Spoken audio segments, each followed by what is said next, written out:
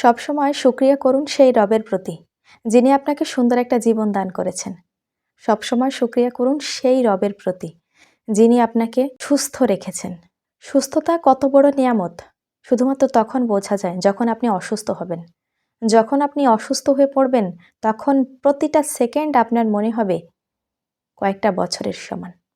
যে কোনো অসুস্থতাই হোক না কেন, হালকা একটু জ্বর, মাথা ব্যথা, কাশি, সর্দি যেটাই হোক না কেন, সেই সমস্ত ব্যথাকে আপনার অনেক বেশি যন্ত্রণাদায়ক মনে হবে।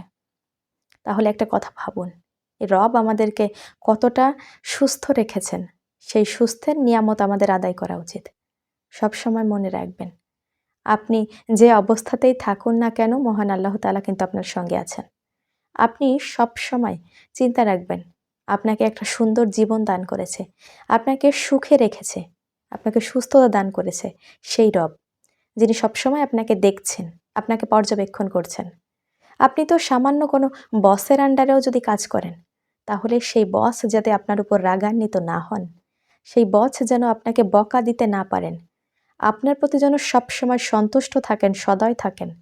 আপনি একটু ভালো কাজ করলে সে যাতে আপনাকে অ্যাপ্রিশিয়েট করুক, এটা চিন্তাধারা রাখেন। আপনার ভালো কাজের জন্য সে আপনাকে প্রমোশন করুক, আপনি সেটা চান। সামান্য একটা মানুষের ভয়ে আপনি এত কিছু করতে পারেন, তাহলে সেই রবের জন্য নয় কেন? সে তো আপনাকে অনেক বেশি ভালোবেসেছেন, আপনাকে সুন্দর একটা জীবন দান করেছেন, সবসময় আপনার সাথে থাকেন, আপনাকে দেখেন, আপনাকে সমস্ত বিপদ আপদ থেকে রক্ষা করেন। আপনাকে সুন্দর জীবন দান করার মাধ্যমে আপনাকে একটা সুন্দর পরিবার দিয়েছেন, আপনাকে হাসি খুশি থাকার জন্য সুন্দর একটা পরিবার দান করেছেন। তাহলে তার প্রতি কেন কৃতজ্ঞতা নয়? প্রতিনিয়তই যখন আপনার রাতের বেলায় ঘুম আসে, ওই ঘুমটা আপনার সারা জীবনের জন্যও হতে পারে, কিন্তু সেই ঘুমটা ভাঙিয়ে আপনাকে পরের দিন সকাল দেখার একটা সৌভাগ্য করে দেন সেই রব, যে কিনা আপনার জন্য কত কিছু চিন্তা করে, কিন্তু তার জন্য আমরা কি চিন্তা করি? সে আমাদের মালিক, তার শুকরিয়া সর্বপ্রথম আমাদের আদায় করা উচিত। সবসময় আমরা তার শুকরিয়া আদায় করব, কখনো তাকে ভুলে যাওয়ার মতো কোনো কাজ করব না। যে কোনো ছোট ছোট বিষয়েই ভালো কাজ করি না কেন, সেই ভালো কাজের পেছনে অবশ্যই আমরা শুকরিয়া করব মহান রবের প্রতি, কারণ তিনিই আমাদের ওই ভালো কাজটা করার সুযোগ তৈরি করে দিয়েছেন।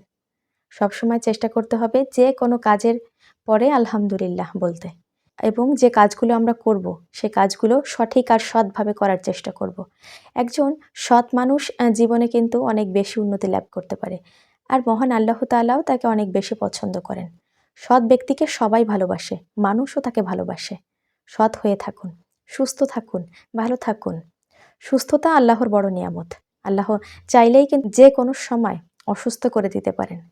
অসুস্থ হলে আপনি তখন উপলব্ধি করতে পারবেন সুস্থ থাকলে আপনি কতটা ভালো ছিলেন। এই জন্য সবসময় শুকরিয়া করুন তার প্রতি, যিনি আপনাকে সার্বিক দিক দিয়ে ভালো রেখেছেন, আপনাকে ভালো রাখার চেষ্টা করেছেন। তার জন্য কিছু করি, সে কিছুই চান না আপনার কাছে, শুধুমাত্র আপনাকে এটা মনে করিয়ে দেন যে আপনার কোনো মালিক আছে, আর সেই মালিকের একটু শুকরিয়া আদায় করুন। আমরা সবসময় চেষ্টা করব তার প্রতি শুকরিয়া আদায় করার। ধন্যবাদ সবাইকে।